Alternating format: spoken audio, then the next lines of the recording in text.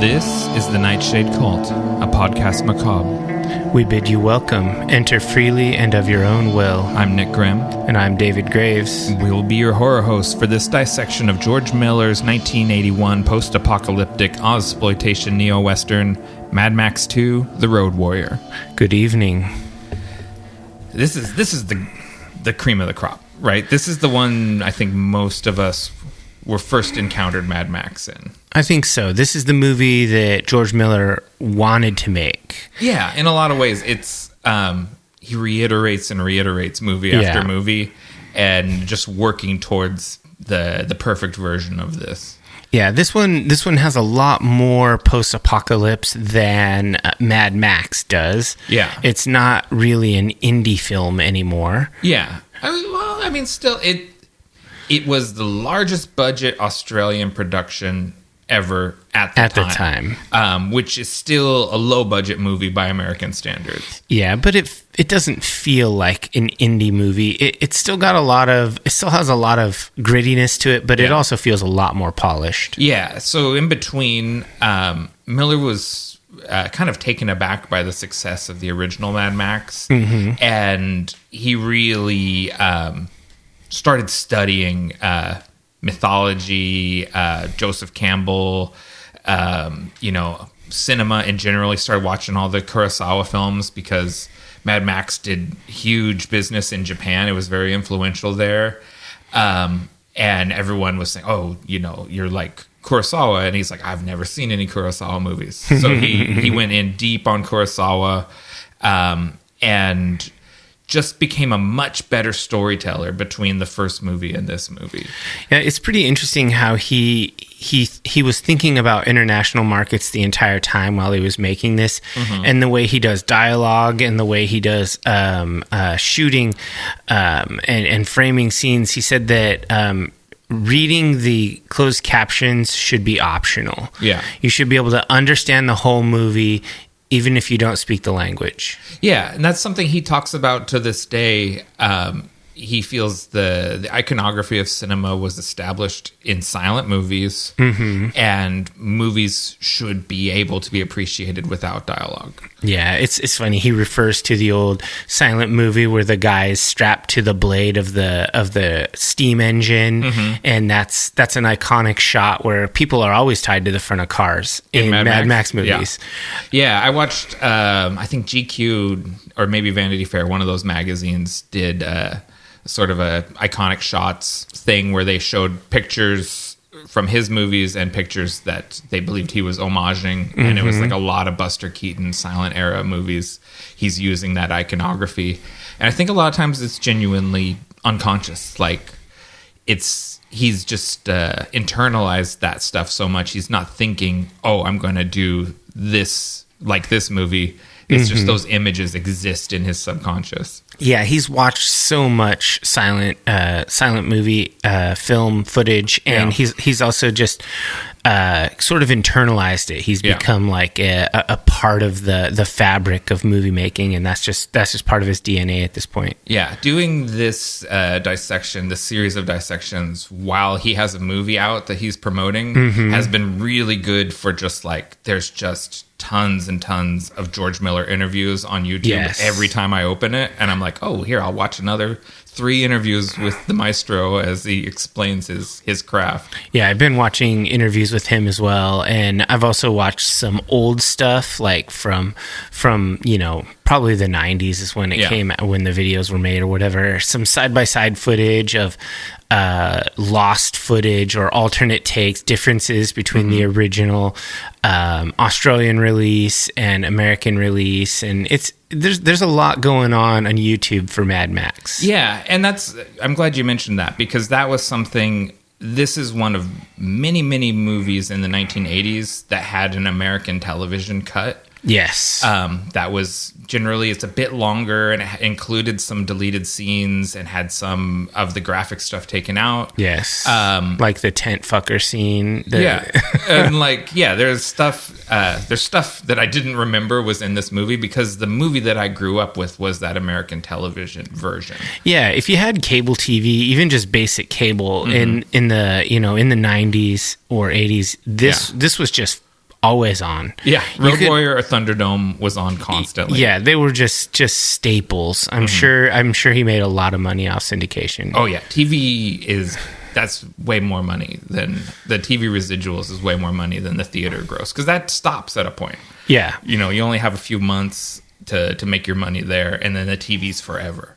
Yeah, it was a formative part of my youth, seeing these cars and seeing Mad Max just rolling, with a blue heeler dog. And I love that dog so much. Like that, the dog is one of like the most indelible memories of this movie to me. Is like that first. It's really early in the film. There's that sort of hero shot of him standing in the middle of the road with the dog, and he's got his shotgun, kind of like cocked open, like he's gonna reload it, and that is like the image that comes to mind when I think of the Road Warrior. Yeah, so I definitely think of him with the shotgun and the dog, but also the little feral kid has to come in there. The boomerang, that's all part of my mental image of this movie. Yeah, the feral kid with his boomerang and his like chainmail glove. Oh it's rad. Yeah, there's so much iconic imagery in this movie, and this is just like a fundamental part of growing up, was watching this movie anytime you saw it on TV. Yeah, back in the day before on-demand movies, like I know that we have a lot of listeners that are just, I don't know, 10 or 15 years younger than us, but they grew up with movies being on demand regularly. Yeah, you just go somewhere and stream it, but for us, it was either, this is like the old man moment. Yeah. It was either you watch it, the cable version, or you go down to the Blockbuster and rent it. Rent it. Yeah. But there's a lot of time spent just clicking through channels until you land on something. And the Road Warrior is one of those stop. Okay, we're watching Road Warrior until this is over. Yeah, it was either this or like some obscure athletic thing, like, oh, the Olympics is on, or something random. Right? It's the Oliver North trial. It's taking over every channel. Yeah. All right, so let's go ahead and get into this dissection. Sounds good.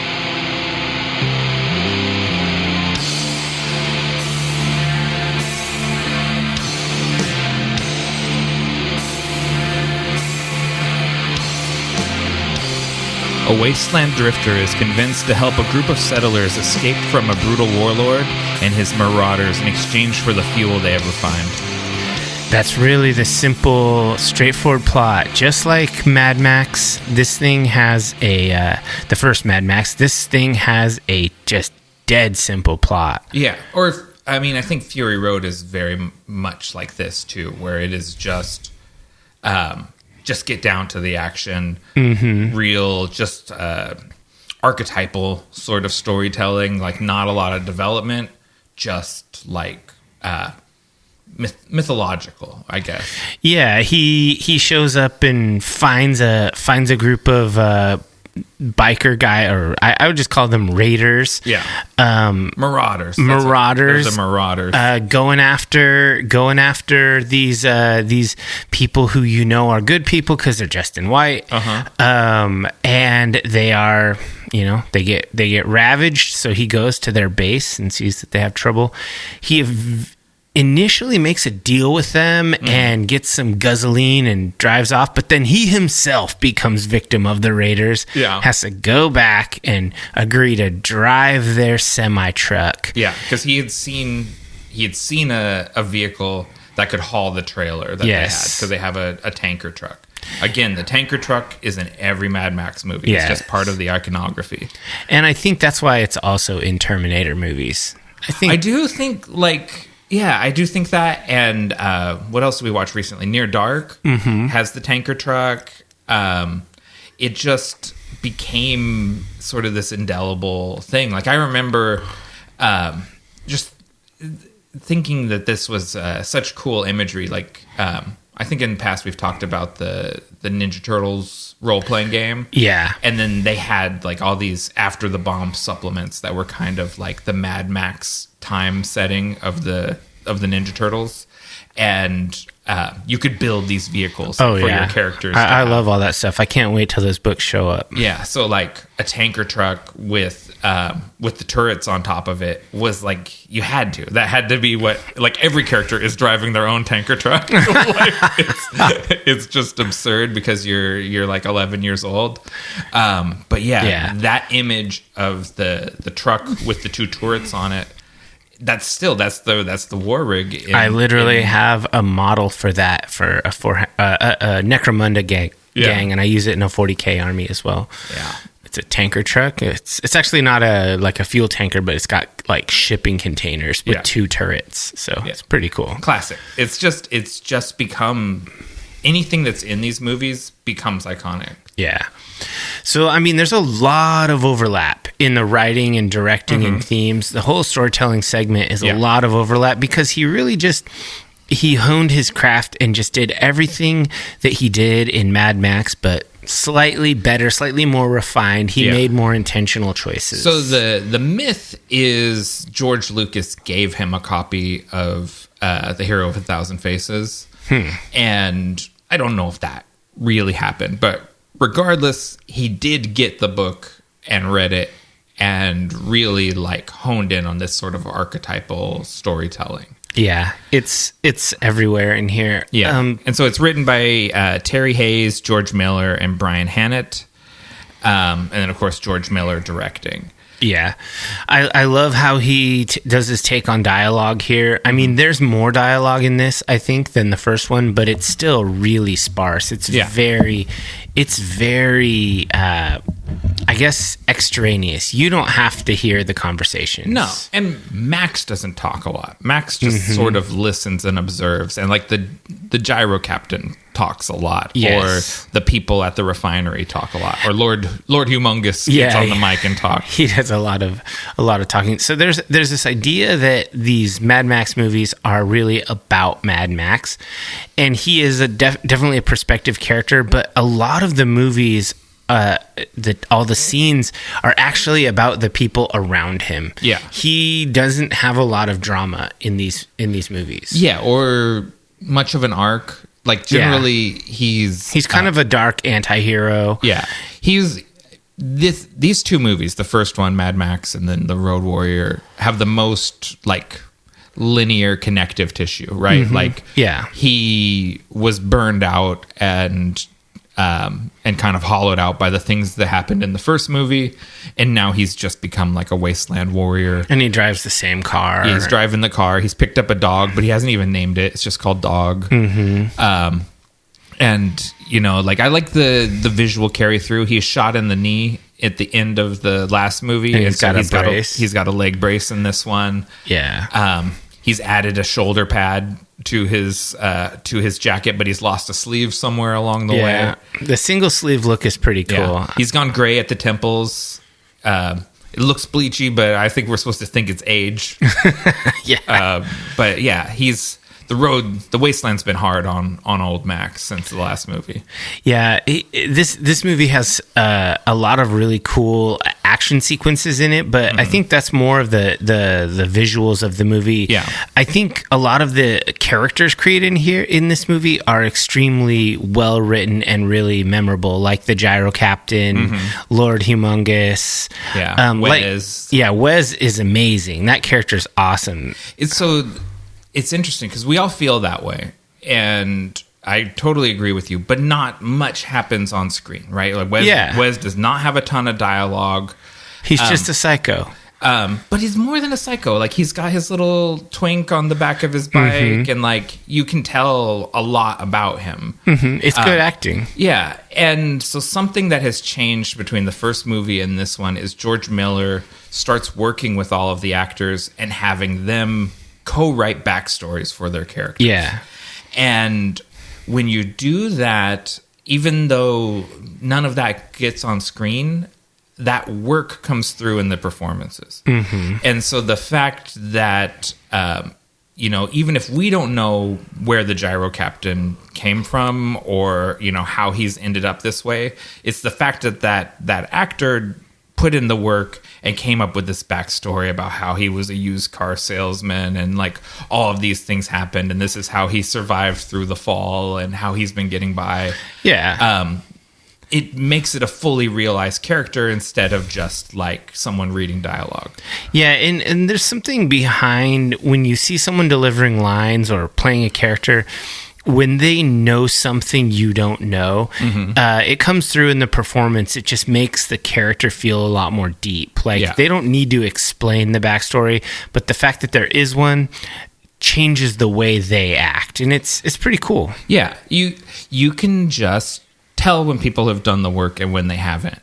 And so it's like if you're running a D&D game, if someone shows up with just a pile of stats or an actual concept. Yeah. It's a big difference. It does. And because then it's the difference between knowing why the character will do something versus what's the thing that's going to get me the most stuff, or like how do I win the game, that sort of thing. See, I even approach video game RPGs this way. I come up with the idea of what does my character think and believe, and that's how I do my dialogue, and it's more rewarding. Whether I steal or not, you know, that kind of thing. It is a more rewarding way to play, in my opinion, and it makes for a more rewarding movie to watch too. Totally. I think, are we just right onto the visuals? Oh, sure, yeah. I think a lot of the stuff for the storytelling is just kind of a repeat of before, with things like survival of the fittest and resource scarcity and all of that. But it's really just more of the same. This truly is a sequel. And yes, more than any of the other movies where they're just folk tales about the characters, this one is a direct sequel to the previous one. And you know, sometimes I think there's room for that. I get tired of reimagining every damn time. Yeah, that's true. Resource scarcity. Let's talk about that a little more, because that was something I thought was interesting. So Miller was talking about the gas shortage in the 70s. And in Australia, it took 10 days before the first shot was fired in the gas lines, is what he said. And that was someone just firing a gun into the air because someone had cut them off in line while they were waiting to get gas. And he says, so if it takes 10 days of shortages for society to start cracking, what's it like after 100 days? What's it like after 1,000 days? And like, that's how he has sort of imagined these movies, like how, like the sort of exponential decline of civilization that happens as people start competing for resources. So how many days is it before you put on football shoulder pads and assless chaps?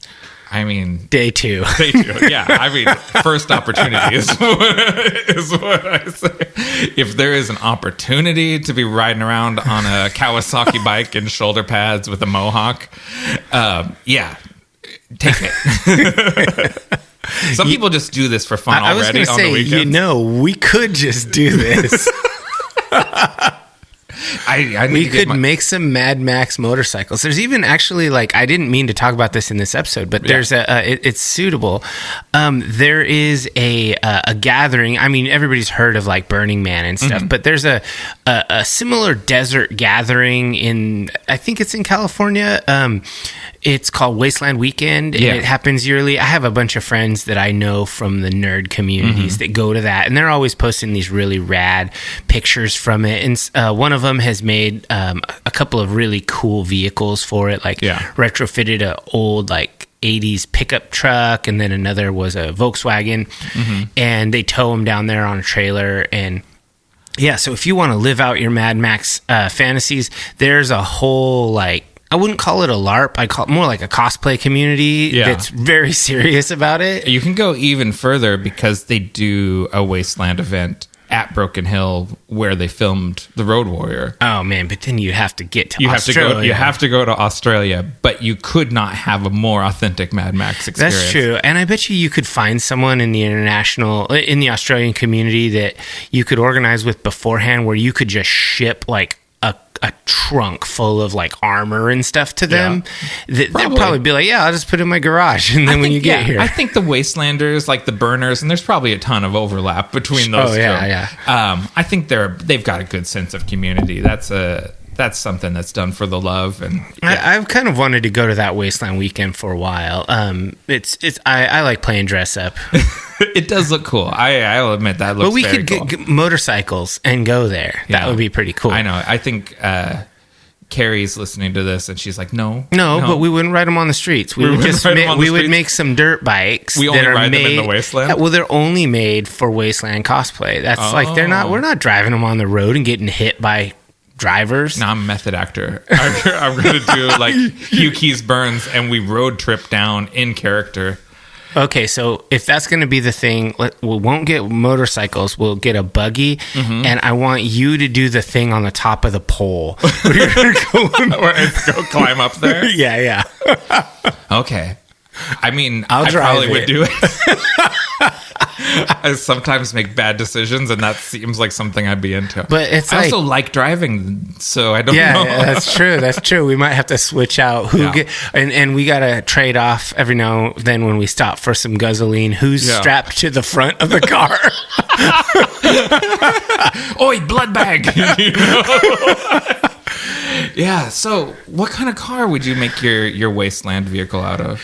I mean, it would depend if I was trying for a truck or probably some sort of muscle car. I actually think I might try to do an homage to my first car, like get a Ford Maverick. And your Maverick was actually already a Wasteland. It was on the way. Yeah. That was rusted through all over, sitting on the bare springs on the seats. Oh yeah, I think getting a Maverick and doing that up would be pretty cool. It's not very muscly, but that's a muscle car. It's good enough. Yeah. It'll fit a 289 small block V8. I feel like I want a Subaru. It feels like maybe a Subaru Brat. Yeah, a Brat or one of the old wagons. Oh, a Loyale. Oh. But think about... And you cut the top off of it? Well, see, with your Brat, and you mount, like, a crossbow on the top of it and have a guy... In the back. Yeah, you don't want to cut the top off because you need that roll cage ability. You need to not... and you put big old truck tires on it. Someone standing on the bed of the Subaru Brat shooting the crossbow at people. And they could have, like, a harness rig carabiner themselves to it so they don't fly out. All right. Yeah, I think... Sounds like we have to buy... A Subaru Brat, and we're going to Wasteland. It sounds like a plan. It would be fun. I don't even think it'd be that expensive to buy those cars. No, they're around. Pieces of shit. Just trashy ones. Okay, so let's get back to this. This is all the visual stuff. Cinematography by Dean Simler.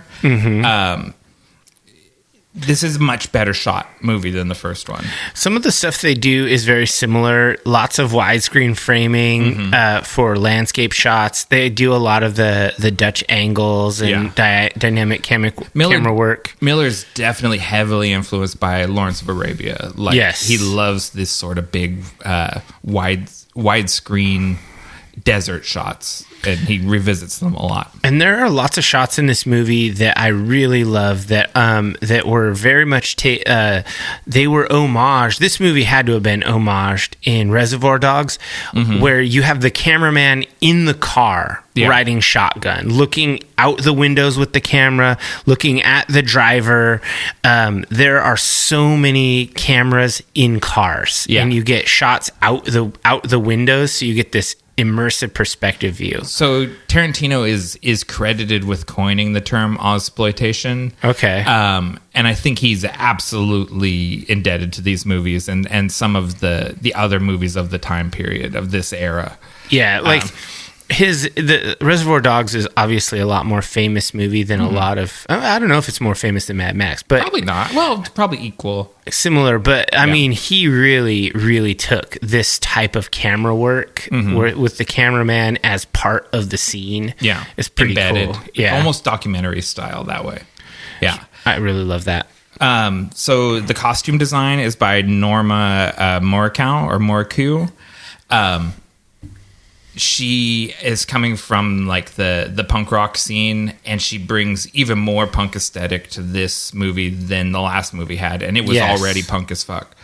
But like this one, they've taken it to the next level with the Mohican haircuts. And it feels a lot more punk rock. Whereas like the bad guys, the bikies in the last movie felt kind of like rockers from the 50s and 60s. These guys feel like full on punks. Yeah, the first were proto, and these are full. Yeah.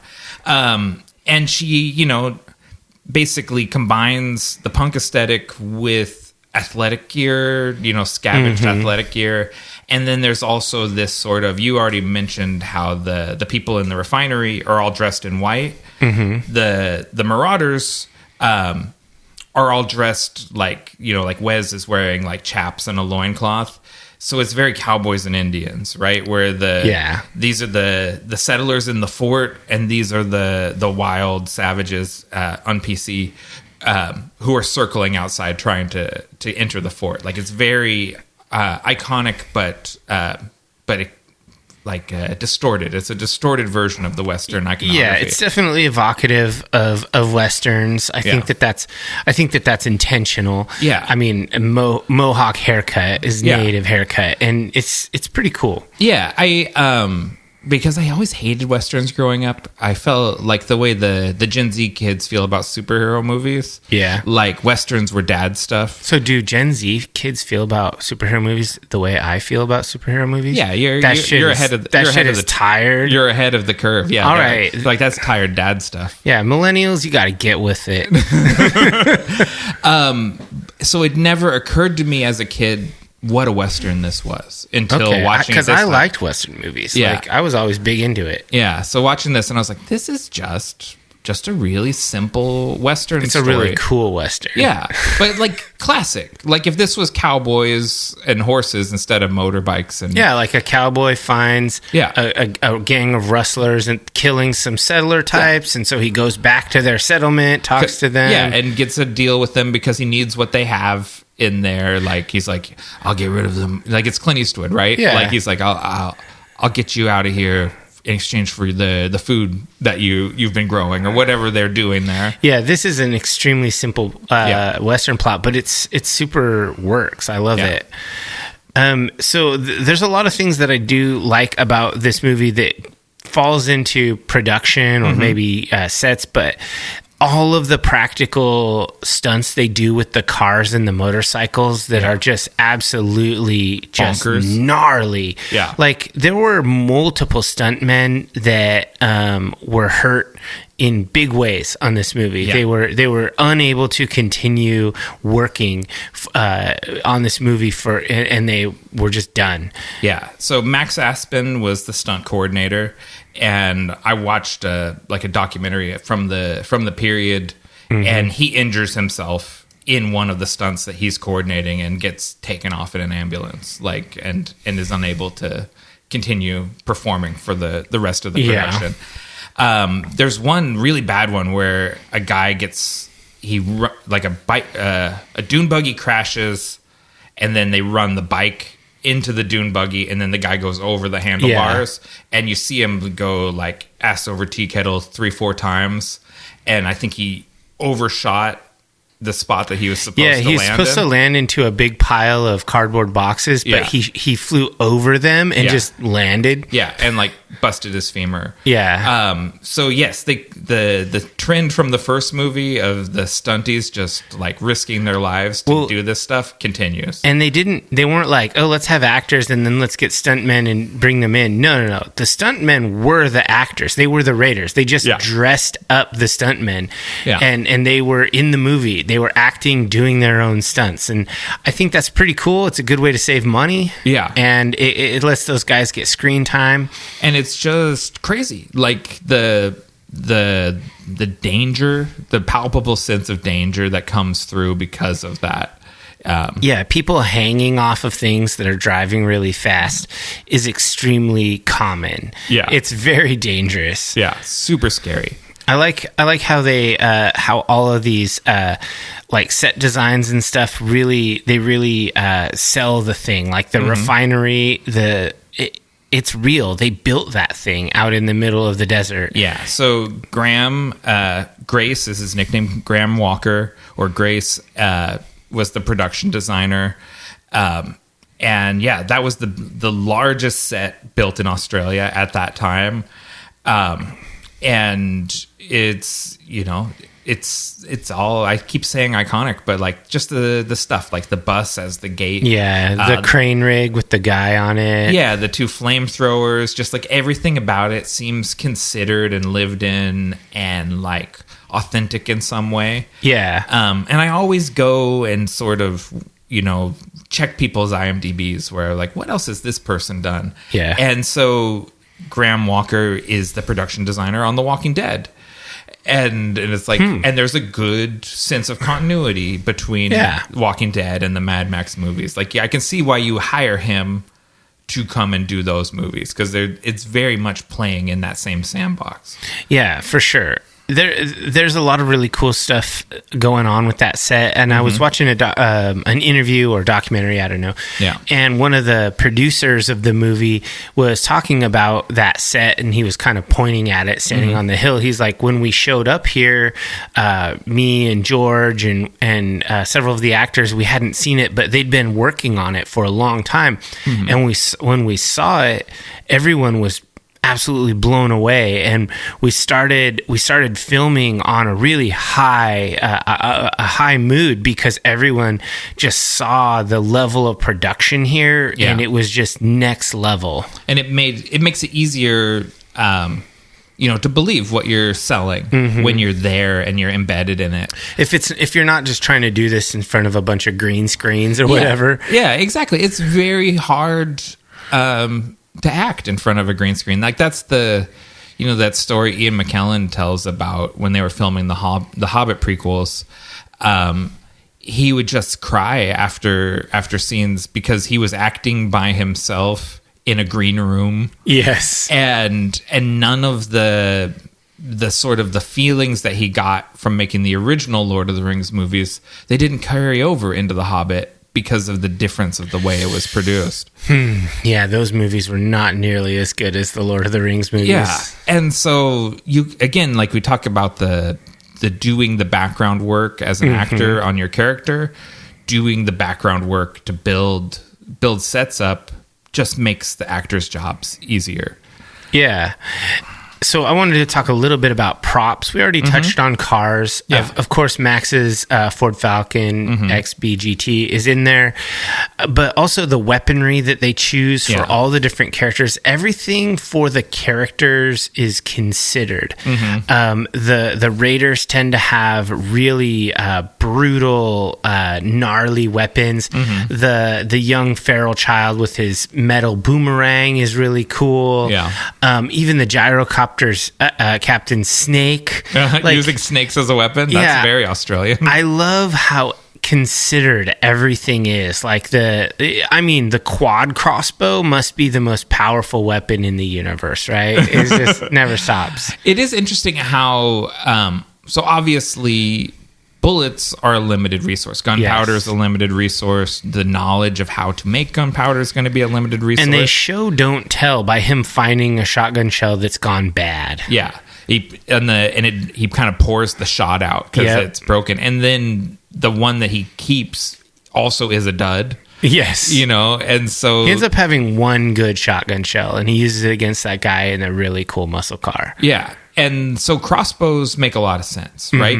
Because you can make arrows or crossbow bolts. Yeah, that wrist crossbow that Wes has is so cool. Yeah. I love that thing. And so, again, keeping with the recklessness of this movie, those all worked. And so they're really I'm sure they were blunted ends or whatever, but they're really firing, quarrels at each other and stuff. And it's wild. It's pretty wild, the stuff that they use.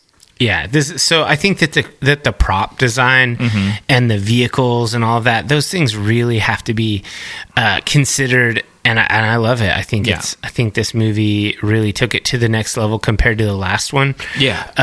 And the more modern, the more recent Mad Max movies take it even further, and the cars are a full-on art form in and of themselves. Yeah, totally. But there's something charming about these ones that look like they were made in a shop, not in a prop factory. Yeah, because there's things that everything, even in Fury Road and Furiosa, is considered and they have plotted out how someone would make this out of found materials. They do that work, but it is still sort of next level where there's cars on top of cars and things like that, that are just much more extreme than anything that's in this movie. Yeah.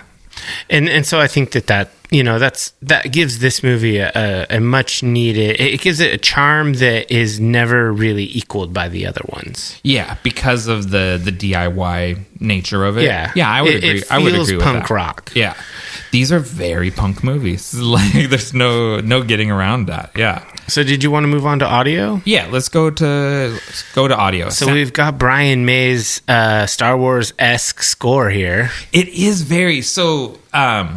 There's two. It's Brian May was the same composer as the first movie, and not of Queen, of course. Not Brian May, legendary guitarist of Queen. This is Brian May, the Australian composer, and I can hear a lot of influences from two things, and one of them is, like you said, John Williams' Star Wars score. Mm-hmm. He puts a lot of into them, and obviously Star Wars was huge. Of course. And so everyone loves Star Wars. That influence is obvious.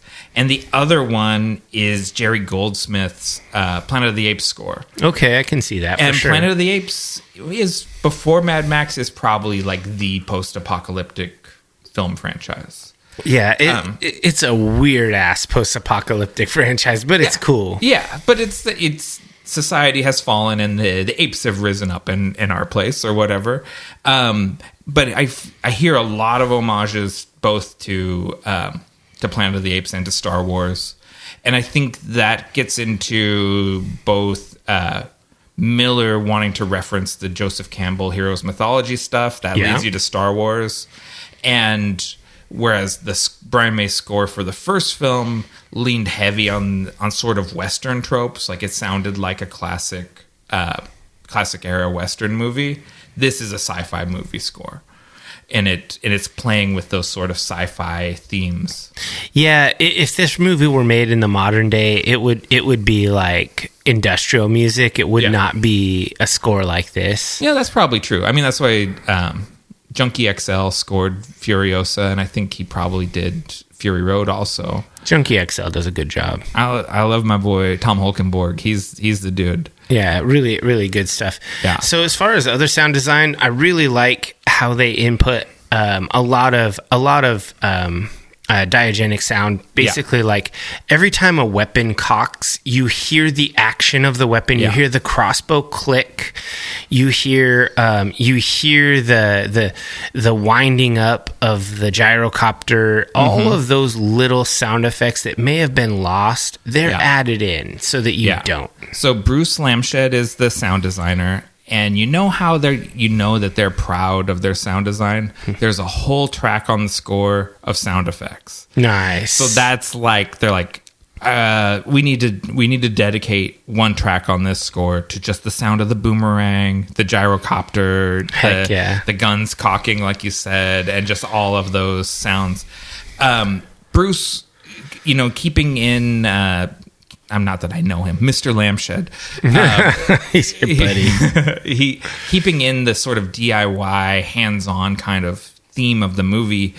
He put microphones everywhere. He put microphones in the trucks. He just like they had cameras everywhere. Yeah, he would just go and kind of secret microphones around so that he could record audio everywhere and then use that as his palette as he does his work to sound design the movie.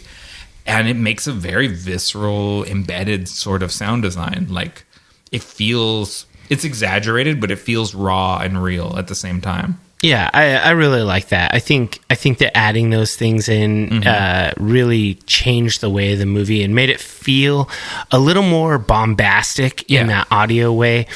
And just even adding simple things like the sound of Max's boot crunching on the gritty, sandy, gravelly places and all that stuff. I think that it was super well done.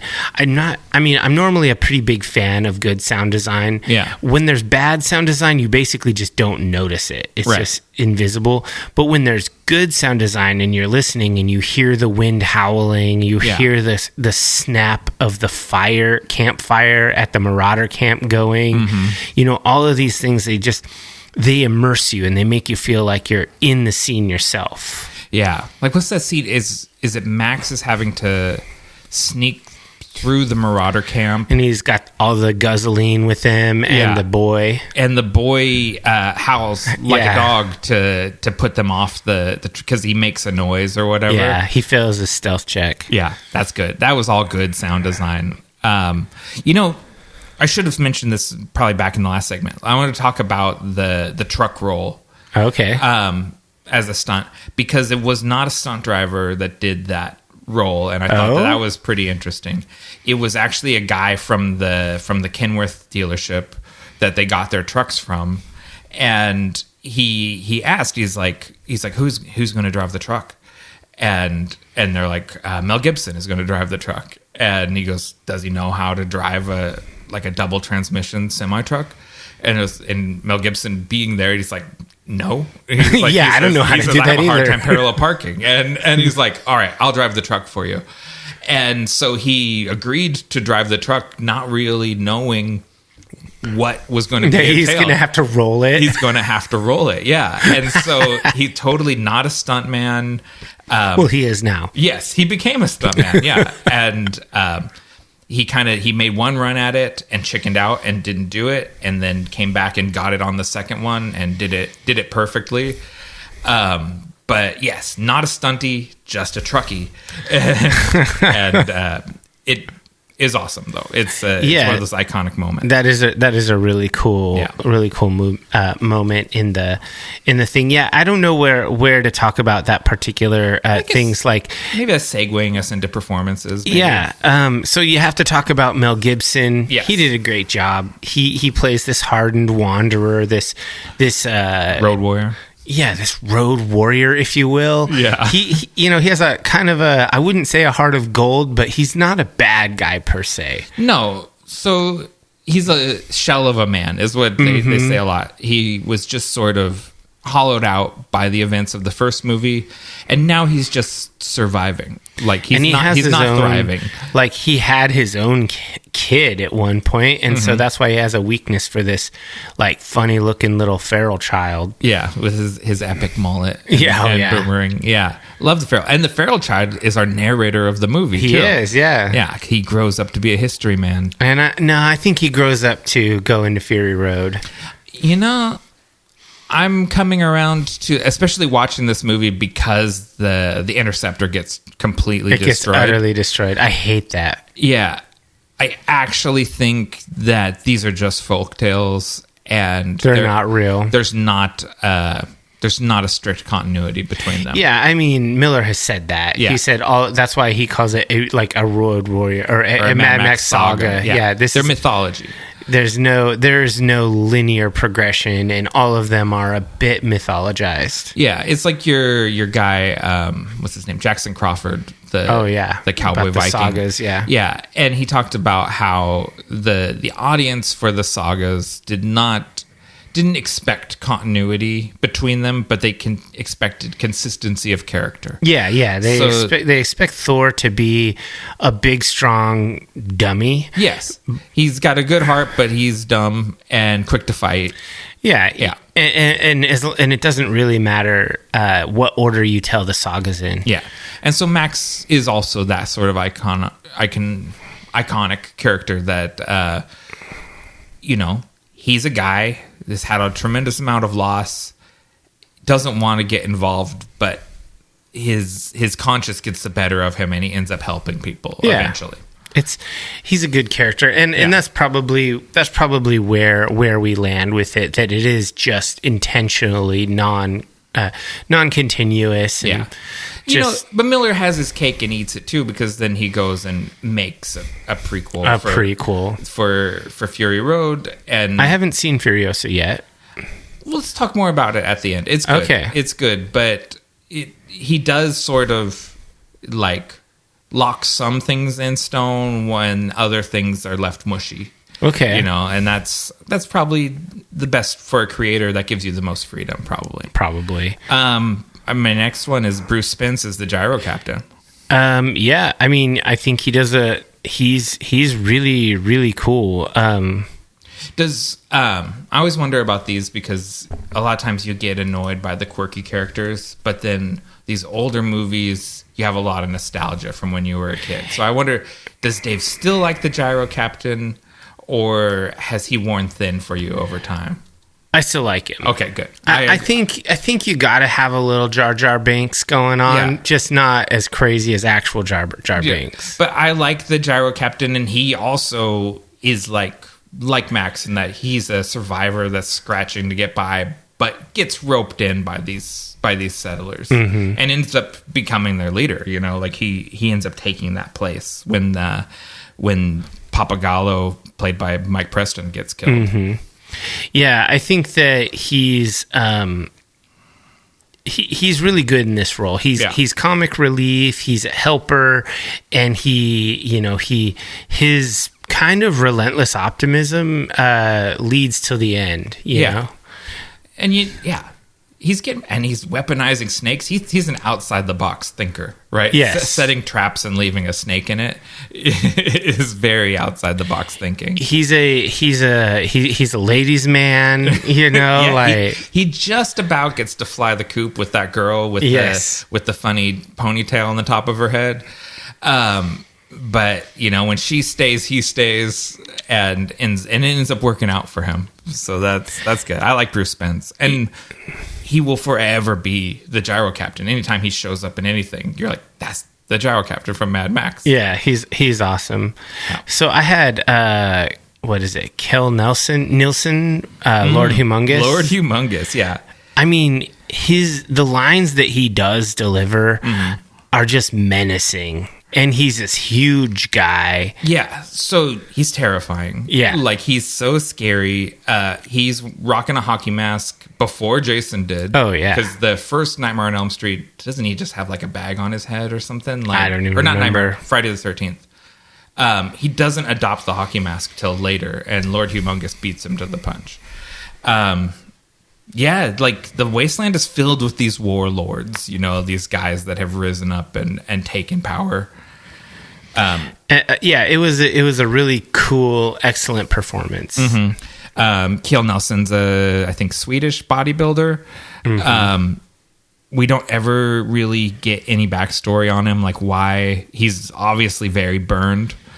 And his head is like pulsing and gross looking. Yeah, that's some really cool practical effects. Yeah, Miller has said that he thought he was a former military officer with severe facial burns, and that's really all the more backstory that he elaborated on.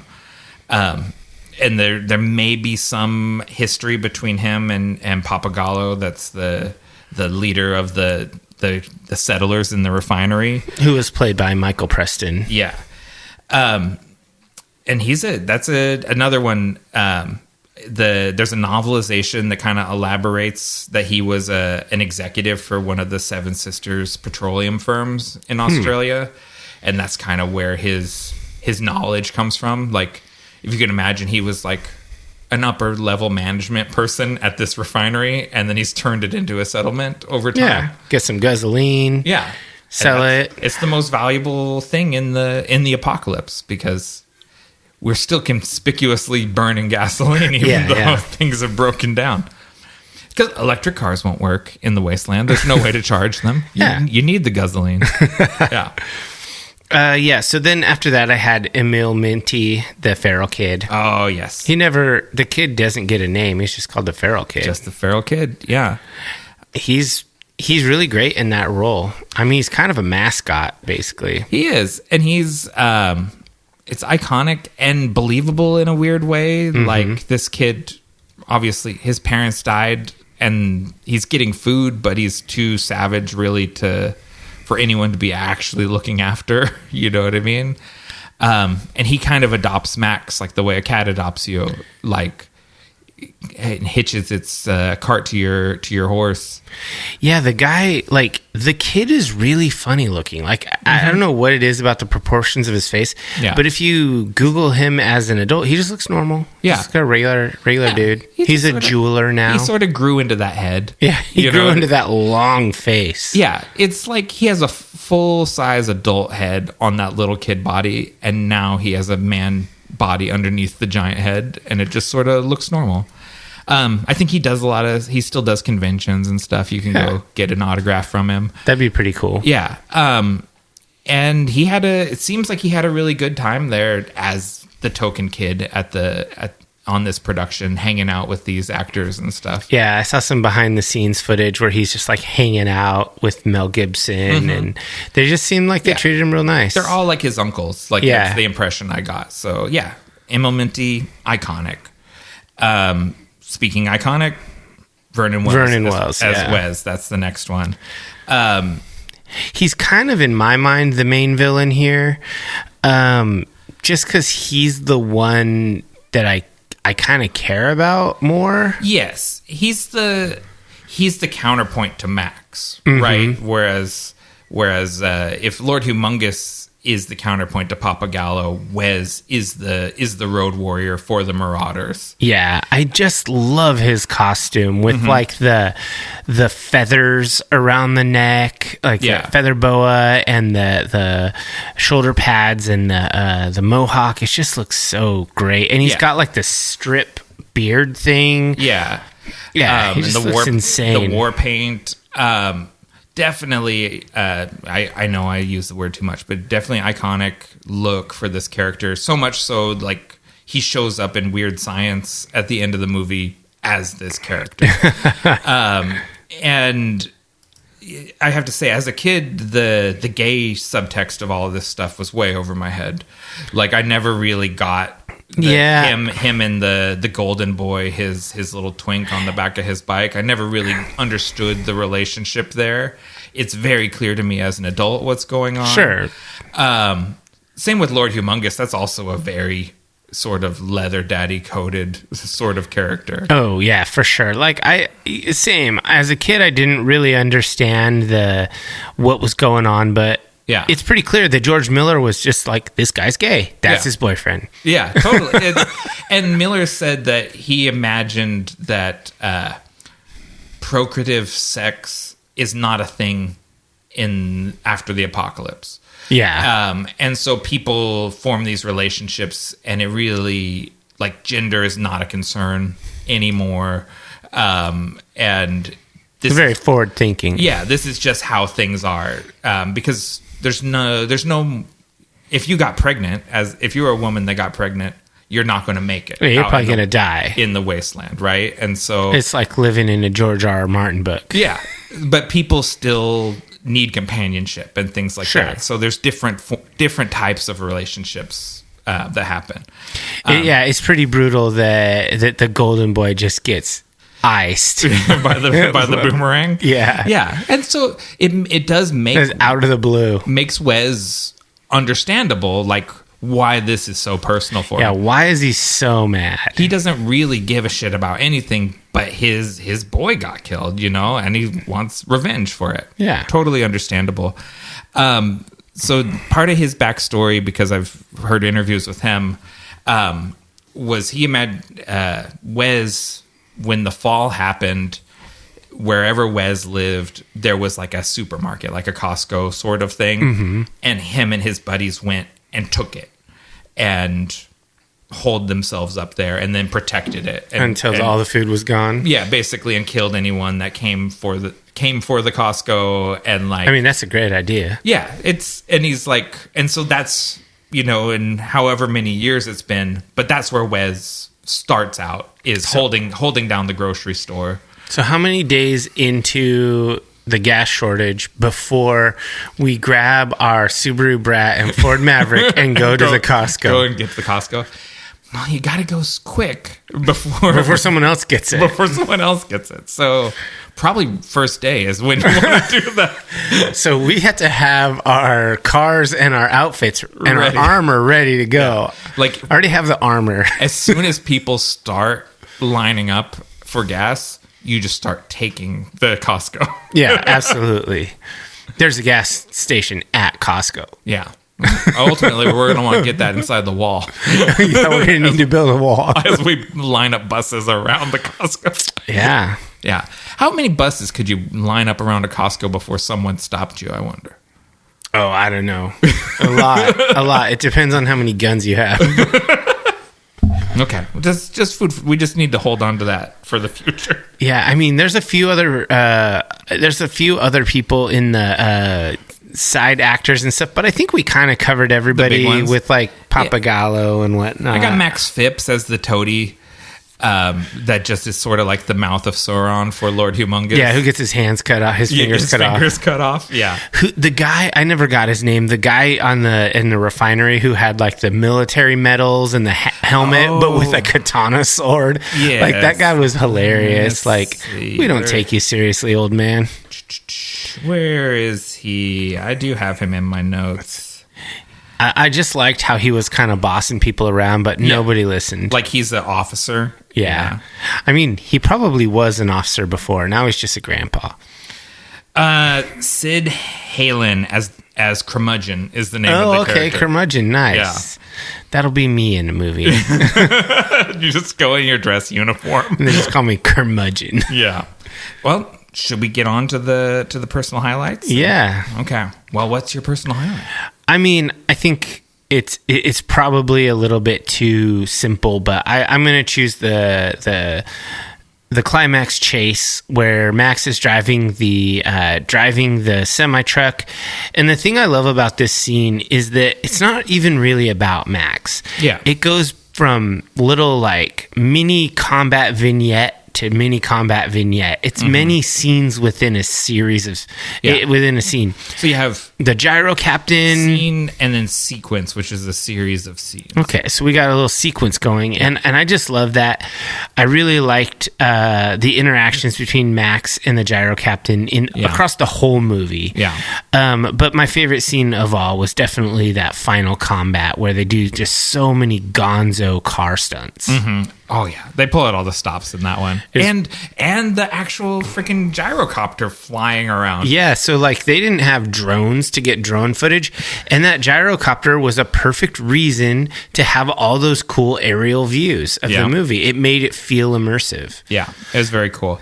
So what about you? What's your personal highlight?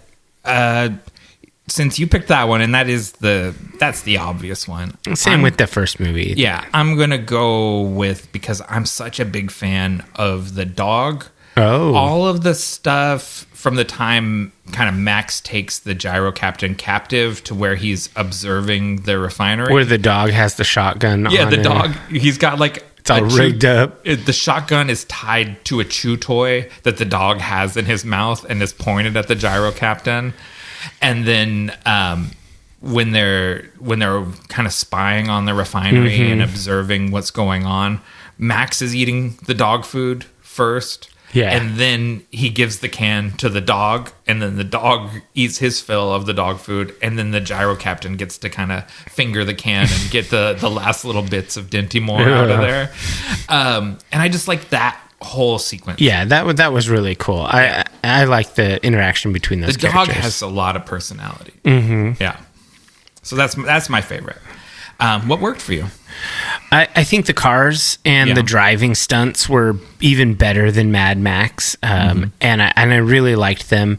I thought that there were some really cool things done with motorcycles. I liked the tanker truck. I liked all the bus. I like all the stuff. The cars were a highlight. Yeah. I also really, really liked the plot twist at the end, where the tanker that Max was driving was filled with sand the whole time, and the people had escaped the in the bus and all the stuff. With the gasoline in barrels. Yeah, I just thought that was awesome that he willingly signed up to be a distraction the whole time. Did he know? Do you think he knew? Yeah, he wasn't surprised at all. When he got out of the wrecked semi and he saw the sand pouring out of it, he didn't look and be like, "What?" Yeah. He didn't run away from it like it was going to explode. Yeah. He just looked and was like walking on, like just doing road warrior shit.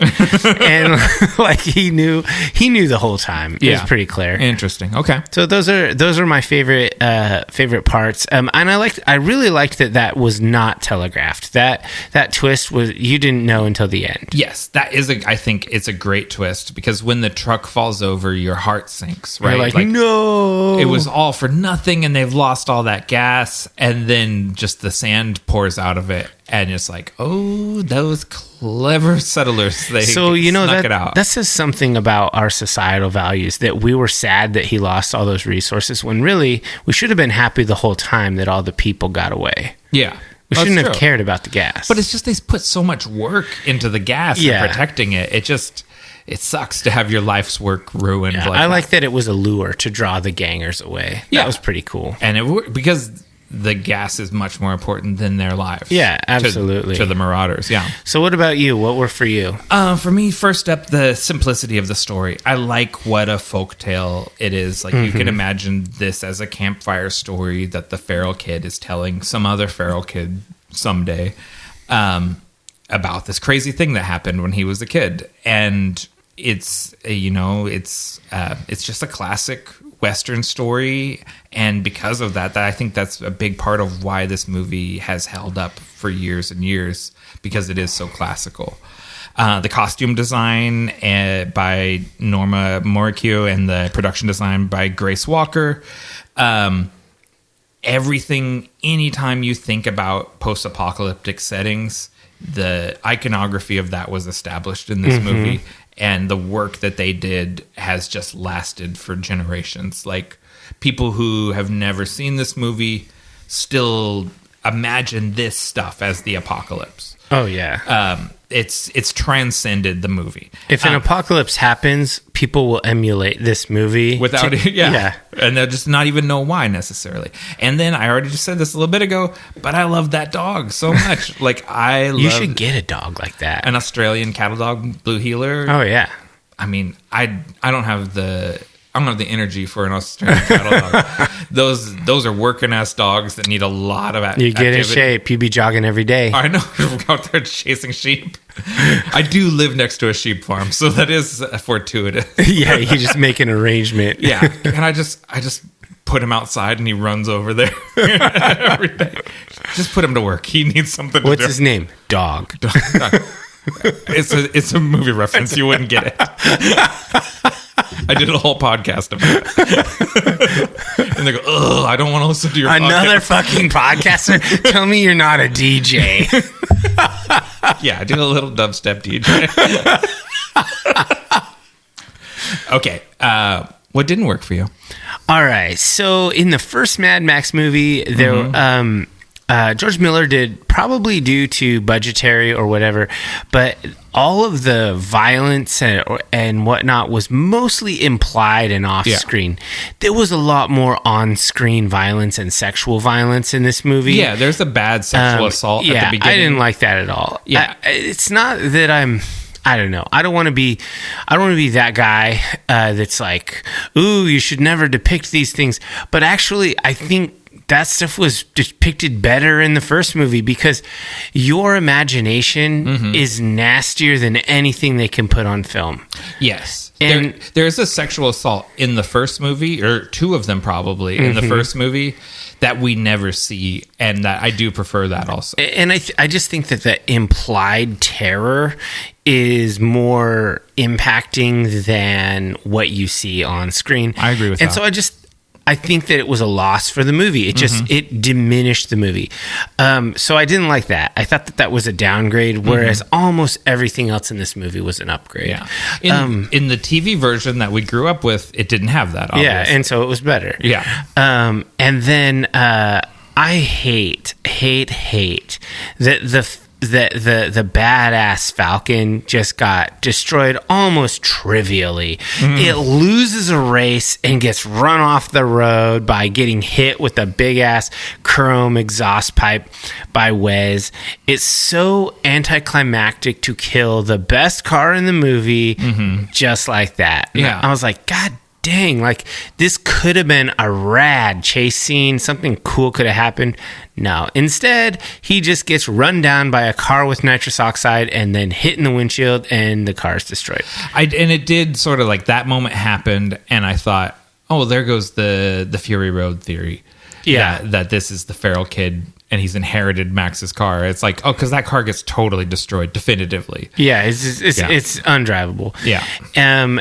And then I think that there are lots of lots of scenes. I lost count. I was keeping a little tally. I lost tally at something like 12, where you see cars doing things, and it is very obviously that they were driving 15 miles an hour and they sped up the film insanely. Okay. Yeah. It was so ham-fisted that they used that to make speed ramping slow driving look fast. Yeah. Sometimes it works really good, but whenever you have a person in the shot, the person ruins it. It just because they move unnaturally. Yeah, they're like just kind of like just acting all crazy. So those moments took me out of it. And I will say that these are nitpicky things. This movie was excellent, and those things were small. I was really looking for things. You have to hunt for them sometimes. Yeah. So what about you? What didn't work? I don't think the prologue is necessary. I understand why. No, the prologue was dope. You like the prologue? Yeah, I love the prologue. Because all of it is imagined from the feral kid. It's World War I and World War II footage because that's how the feral kid imagines the apocalypse, because he wasn't there for it. Yeah, that's true. And so I thought it was dope. Okay. I mean, again, nitpicking. I was looking for things to complain about. I just don't think it's necessary. It isn't necessary. Yeah, it's not that it seems like hand-holding for the audience. Like the audience won't be able to understand how we got here without this. But they did a lore dump that they didn't need. And so I just felt like that's unnecessary. Not that it's bad, but it's unnecessary. And I think the way female characters are underserved at best and objectified at worst. And that kind of gets into your issue with the sexual assault towards the beginning of the movie. There's no reason to see that lady splayed out naked in the sand. It's just, it didn't add. It's egregious and exploitive feeling. I will say, to George Miller's credit, he gets better. As these movies go, women get stronger and stronger roles. I think that he's kind of always been a progressive person, but, for the time that he's in. You know what I mean? Yeah, and if that you looks think about different year after year. A dude who grew up in the 60s, having openly gay characters in his movies, that's a step forward. And then later he's like, they're gay. What of it? Yeah, and then in Thunderdome, he has Tina Turner's character is the leader. She's a black woman, so he's not the villain. He's not the enemy. It's just this movie underserves women. Yeah, and so those are again. They're hunting for things to complain about. For sure. But those were the two that stood out to me. So final thoughts. What are your final thoughts? This is really hard because it's almost a 5-star movie. It's almost a 4-star movie. It's right there in the middle. It's a 4.5-star movie. But we don't do half stars because we like commitment. Yeah. And so it's really tough because I really, really love this movie, but it's not a perfect movie. No. And then I think about my own record, like, is it as perfect as cinematic masterpieces like The Crow? Yes. Yes, it is. But I've rated movies very. I throw in a healthy dose of haterade, but also nostalgia. Yeah. And so my first instinct is to give this movie a 4. Because I don't know if it's perfect. It's not Blade Runner. Blade Runner is a 5-star. That's the gold standard for what is the best movie. I agree with that. This doesn't live up to that, so I'm going to try to be a little more earnest and a little less sentimental in my ratings, and I'm going to give this a 4-star. Yes. I mean, I'm on the same page with you. I also gave it 4 stars. It did make me consider a 5 because you have to think about a 5. of how hard I had to think about like what didn't work for this movie, and there was so few things that I did have to think, is it a 5-star movie? Because it is very good. Like it's a very strong 4. It's not like it's an absolute classic. Yeah, it's not a 3.5 that we're pushing off the fence. It's like a 4 1/4 that didn't quite make it over the next fence. Yeah, I mean, this has a 93 Rotten Tomatoes score. Yeah. It has which is usually a little bit generous on nostalgia movies. Yeah. But Metacritic is a little more honest with a 77. Yeah. And IMDb has it at a 7.6. So I think landing on a 4 is pretty in line with the community.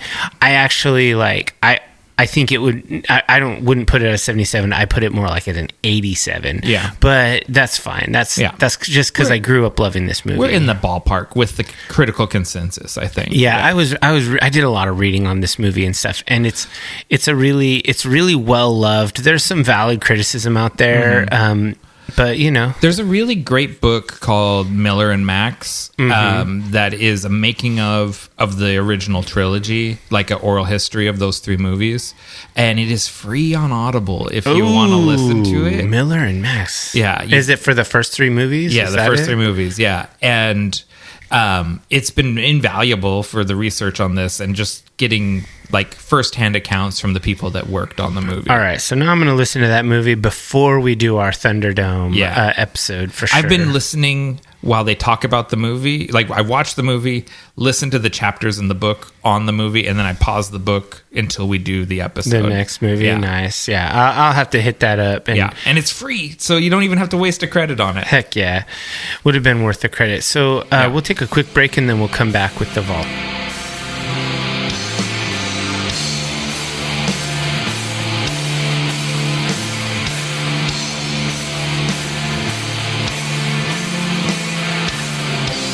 Before we delve into the Vault of Darkness, we ask that all initiates of the cult follow us on your favorite social media platforms at Nightshade Cult.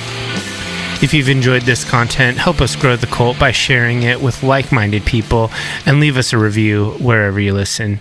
I will comment if you're a longtime cultist or let's say you get to the Vault of Darkness on every episode. We talked about last episode how we were doing a little pivot because a lot of people listen on YouTube primarily. So to that end, those comments and those likes, those are well appreciated. I've noticed that the cultists have been hitting us up. Keep it up. Really, really appreciate it. We've gained a few new subscribers on our YouTube channel. Yeah. So that's really cool. Just talking about this podcast you found and then tossing a link in the comments of your own Facebook or whatever. It's going to be what like. It's going to be helpful to us. I do it myself, so. Yeah, it's just that engagement. We appreciate any sort of feedback, including like direct messages, but comments on the posts are more valuable than direct messages because for sure. They boost engagement. Yeah, when a friend messages me and be like, hey, yeah, this is cool, that's rad, but just say that on YouTube or whatever, because then other people will get it in their feed, because 90% of our growth is from the algorithm. Yeah. Insane, right? And you need to feed it with activity. Like it needs to see engagement.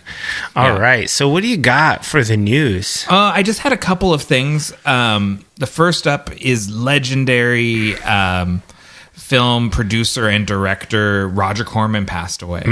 I believe he was 81 years old. Nice long life, and just a huge disproportionate impact on film, and in particular like horror films and cult movies. So he's a big loss. I've been trying to kind of figure out a Roger Corman series. I want to get into his Edgar Allan Poe movies, but I've had there's like 5 of them, and we like to kind of do 3-episode blocks. So it's been hard to narrow it down to 3 episodes. Well, maybe if he has just like a one and done, like an amazing best of. Yeah. Well, we'll get something. It'll probably have Vincent Price in it because they're frequent collaborators. Yeah. And we'll get some Roger Corman movies on the docket going forward. But he's a big loss.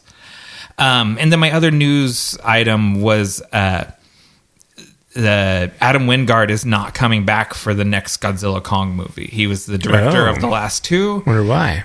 Because Warner Brothers and Legendary want to keep pumping out these Monster Mash movies, and he has another project that he's working on right now, and so he's not available to go immediately into the next Godzilla film, and so they're just pushing on without him.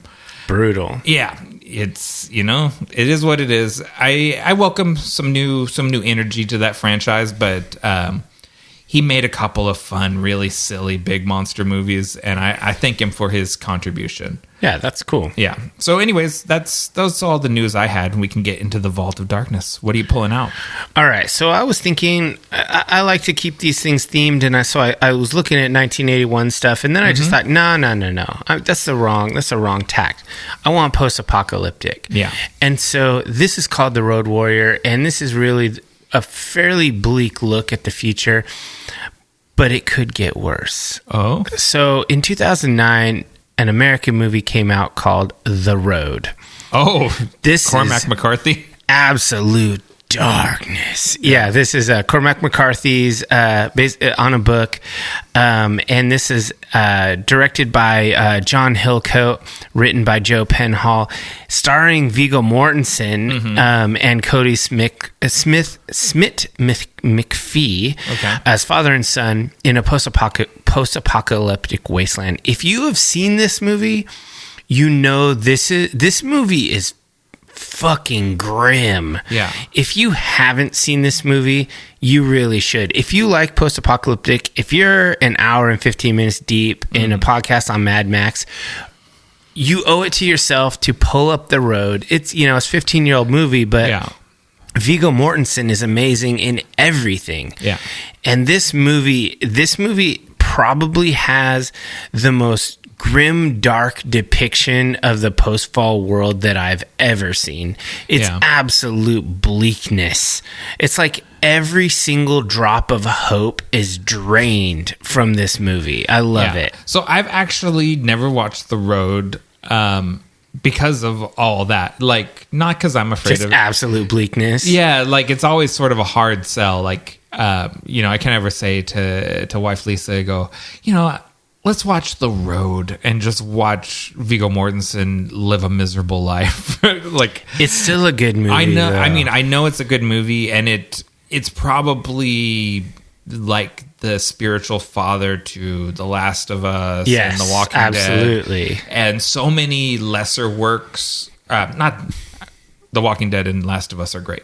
I don't mean to put that down, but so many things are derivative of The Road. Yes, this is the spiritual father of The Last of Us, if you like that sort of thing. Yeah. There was one review, like when I was pulling this up, this guy really summed it up. Normally I don't like to quote people, but a reviewer, Jacob Flaz, said this. He said, "Every single idiot hoping for a zombie apocalypse, quote, because it will be cool, end quote, should be assigned to have to sit down and watch The Road.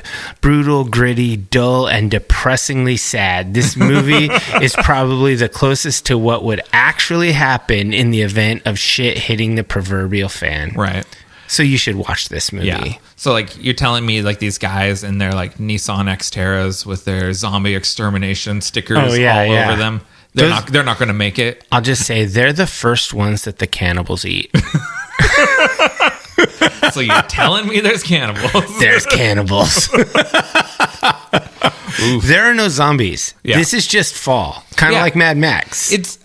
So this is... That gets into like my issue with like conspiracy theorists and things like that. That reality is so fucked up already that you don't actually even need to add fantasy elements to it. You don't need zombies. Just the feral people is bad enough. I mean, not to get too absolutely bleak, but I teach history. Yeah, Hitler was real. Yeah. And he was a regular ass dude. There was no sci-fi involved in the Holocaust.